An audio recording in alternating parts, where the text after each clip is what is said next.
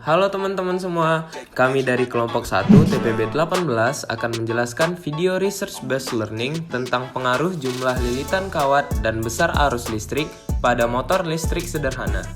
Eits, sebelum itu kenalin nih anggota kelompok kami.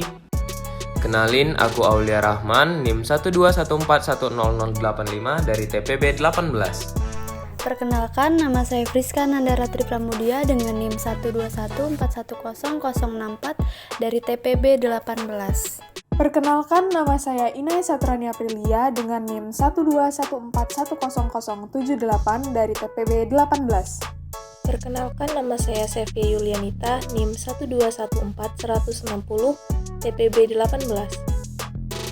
Namaku Putri Rumahnin dengan NIM 1214162 dari TPB 18. Nama saya Raid Farhan dengan NIM 1214175 dari TPB 18. Pada kesempatan ini, kami akan memaparkan hasil research based learning kami, yaitu tentang motor listrik sederhana.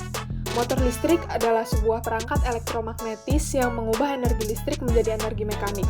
Terdapat dua bagian motor listrik, yaitu stator dan rotor. Berdasarkan sumber tegangannya, motor listrik dibagi menjadi dua, yaitu motor listrik arus bolak-balik dan arus searah. Jenis motor listrik yang akan dibahas adalah motor listrik dengan arus searah. Sebelumnya, saya akan membahas secara singkat apa itu gaya Lorentz. Gaya Lorentz ditimbulkan oleh muatan listrik yang berada dalam suatu medan magnet. Prinsip kerja gaya Lorentz itu adalah jika kawat yang membawa arus listrik dibengkokkan menjadi sebuah loop, maka arus listrik yang ada dalam medan magnet akan memberikan gaya. Dengan satu sisi loop didekatkan pada bagian sisi loop lainnya, maka akan mendapatkan gaya yang berlawanan arahnya. Sehingga hal inilah yang akan menghasilkan tenaga yang akan menggerakkan kumparan. Bentuk persamaan umum. Yang pertama, besar GGL induksi motor listrik, yaitu epsilon sama dengan N dikali B dikali A dikali omega sin omega T. Yang kedua, besar gaya Lorentz.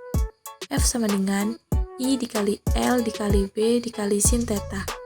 Yang ketiga, gaya Lorentz membentuk kopel dengan momen putar. Tau sama dengan F dikali S sama dengan I dikali L dikali B dikali sin theta.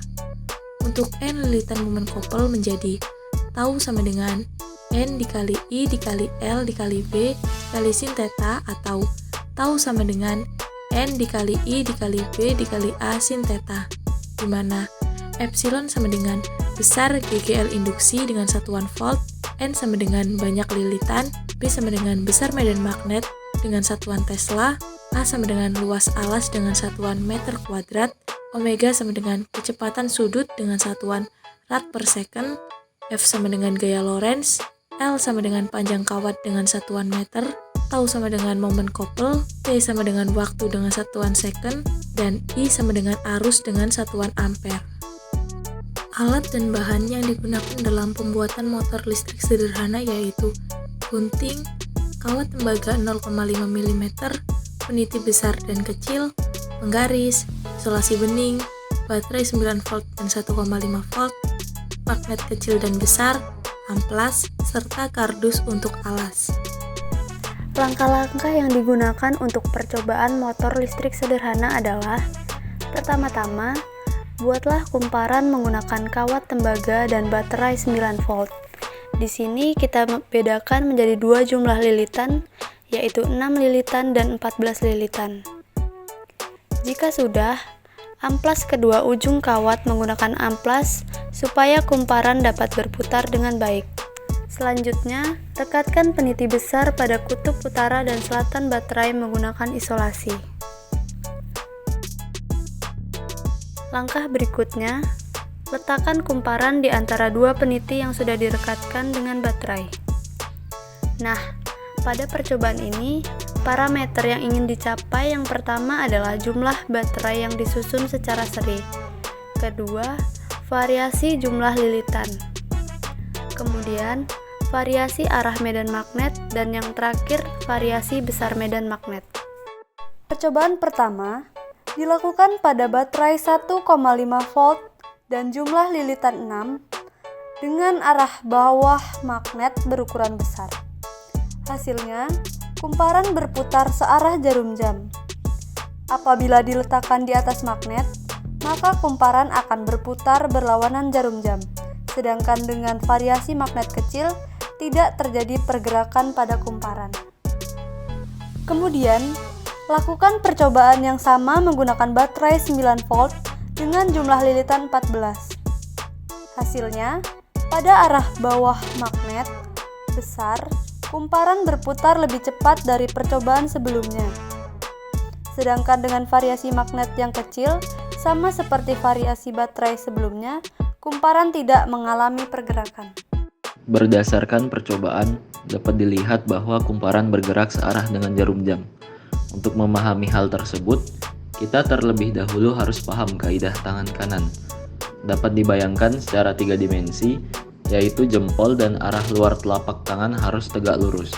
Arah luar telapak tangan dan arah jari juga tegak lurus. Arah jempol melambangkan arah arus listrik atau I. Apabila ada kawat, maka kawat arah arusnya sama dengan jempol. Jika kawat itu ada di sebuah medan magnet, maka kawat akan mendapatkan dorongan atau gaya yang bekerja. Gaya inilah yang disebut dengan gaya Lorentz. Terapkan aturan ini pada magnet dan kumparan tadi. Terdapat kutub utara dan selatan pada medan magnet. Nah, arahnya magnet adalah ke bawah. Jika kumparan dihubungkan dengan kutub positif dan negatif, maka akan mengalir listrik. Secara aturan, listrik akan mengalir dari kutub positif ke negatif. Jika kita terapkan kaidah tangan kanan tadi, maka kita bisa tahu arah gaya Lorentz tegak lurus dengan I dan medan magnet. Setelah kita pahami, ternyata seluruh sistem kumparan mendapatkan torsi yang arahnya searah jarum jam. Keunikan motor listrik searah atau DC. Yang pertama, banyak produk yang menggunakan prinsip kerja motor listrik. Contohnya kipas angin, dispenser, sampai sikat gigi listrik. Yang kedua, motor listrik searah memiliki keunggulan jika dibandingkan dengan motor listrik lainnya. Ketiga, karena memiliki bagian bergerak yang sedikit, motor listrik membutuhkan perawatan yang lebih sedikit dan memiliki masa kerja lebih lama dari motor lain.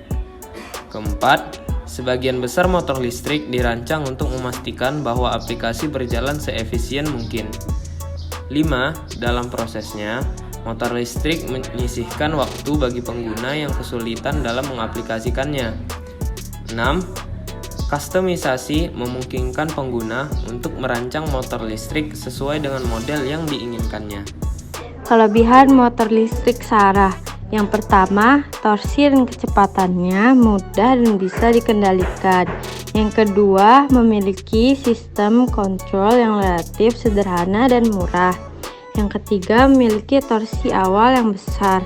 Yang keempat, performanya mendekati linear. Yang kelima, untuk penggunaan pada beban yang berdaya rendah, motor DC lebih murah dibanding motor AC. Kekurangan motor listrik searah.